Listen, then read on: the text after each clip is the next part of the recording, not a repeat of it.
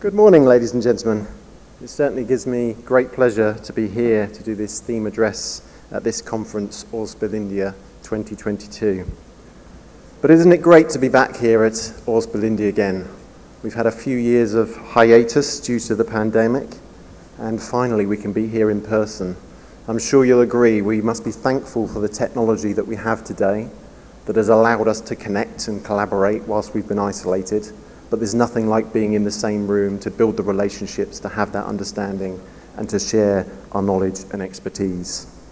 So I'm very glad to be here with you to share this event. Firstly, I would like to very much thank the organisers, the chairman and the committee, for this opportunity to do a theme address today. I am an avid Oil Spill India supporter. I've been involved in the conference since 2014, and the organisation I represent, Oil Spill Response Limited, OSRL, I believe has been involved since the outset.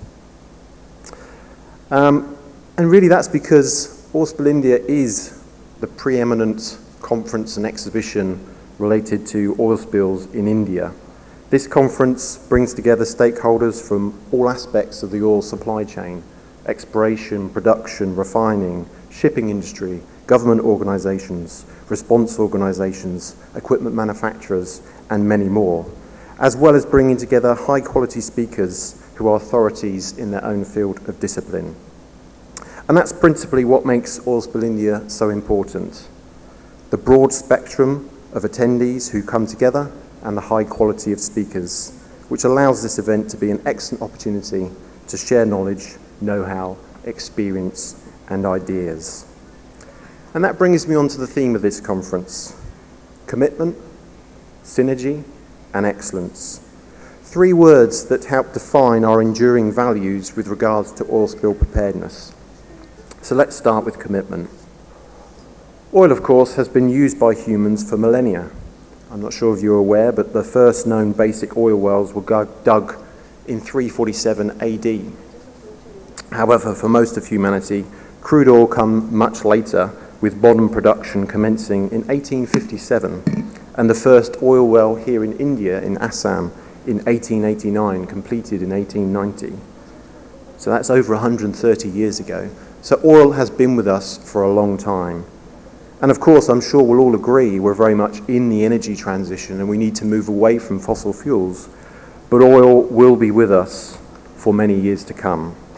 And for as long as oil will be used and exported and shipped and moved around the world, it will be our collective commitment to therefore ensure that it is explored, produced, piped, refined, stored, shipped, and used responsibly throughout the oil supply chain, with the utmost adherence to industry good practices, to protect our shared natural ecosystem resources by taking action not only to reduce the probability of oil spills, but for when they do happen, to ensure that we're prepared to minimise the consequences when they do occur.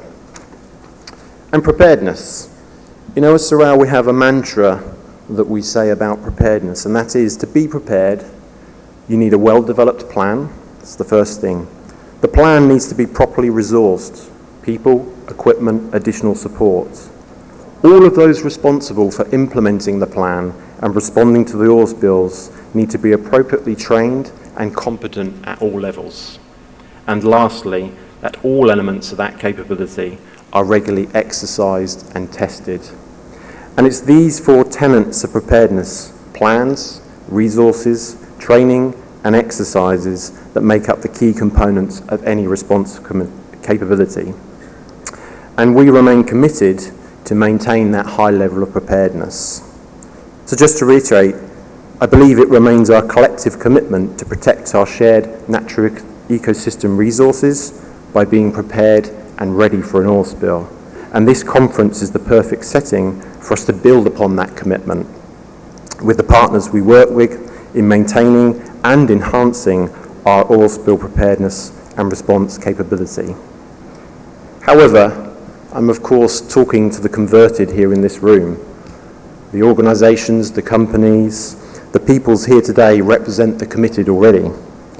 Therefore, another step we can take after this conference is to work with our suppliers, work with our partners, work with our customers and our engaged organisations with the objective of widening that sphere of commitment and helping raise the level of oil spill preparedness both within but with outside our organisations as well.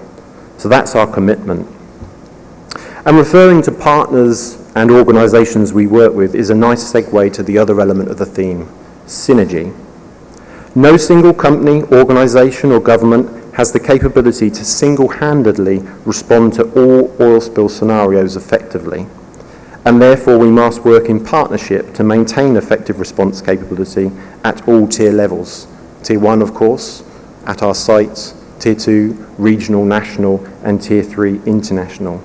And it is this cooperation and collaboration that will bring about the most effective and efficient response solutions. And let's remember, for companies that explore, produce, refine, pipe, and ship oil, response capability is not a competitive advantage. Unlike other capabilities, we don't try and be the best to be the best in our field or maintain our market position. No, for those companies, oil spill response capability is something we must share and work together in harmony to achieve. Because a poor response to an oil spill is a bad outcome for all. Therefore, we shall strive to share our knowledge, our experience, and we should continue to work together to build on our own and our collective response capability. And this conference is the perfect embodiment of that synergy taking place. Where better place in India can we collaborate, share, learn from each other, raise our individual and collective capability, ready for that next oil spill event. And that brings me on to the last element of the theme, excellence. What comes to mind when I think of the word excellence is people. You cannot have excellence without high quality people. Sure, you can have the best equipment and you can have the finest plans. These are, of course, are essentially important. However, true excellence is derived from your people who have been trained, people who have knowledge, competence, experience to develop good quality plans and execute processes and tasks with skill, efficiency and effectiveness. No, we cannot perform excellence without investing in people.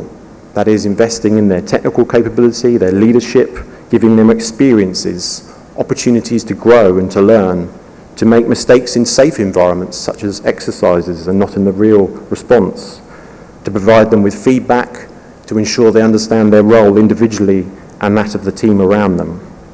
And of course, excellence can't be bought. We have to develop it. It cannot be conjured up in an emergency situation, like the person who performs amazing feats of strength when faced with fear.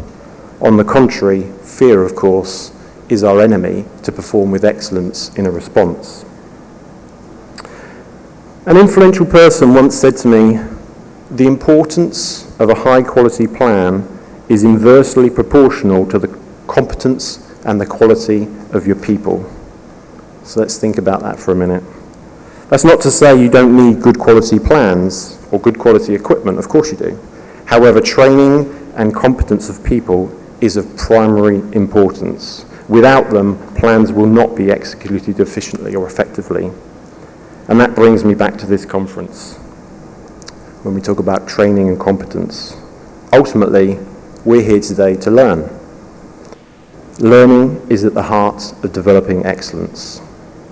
So please join me and make the most of this conference and exhibition. Let's use this valuable time to develop ourselves, help others grow, develop on our individual and collective knowledge, and ensure that what we learn here today doesn't just remain at the door. We bring it back to our organisations, we share it within, and we share it with on. We act on those thoughts and ideas we have here for improvement. They don't just get left at the door or forgotten when we return to the mountain of tasks back in our office. What we learn here today can be the seeding of much greater things, and I hope I can be part of that with you.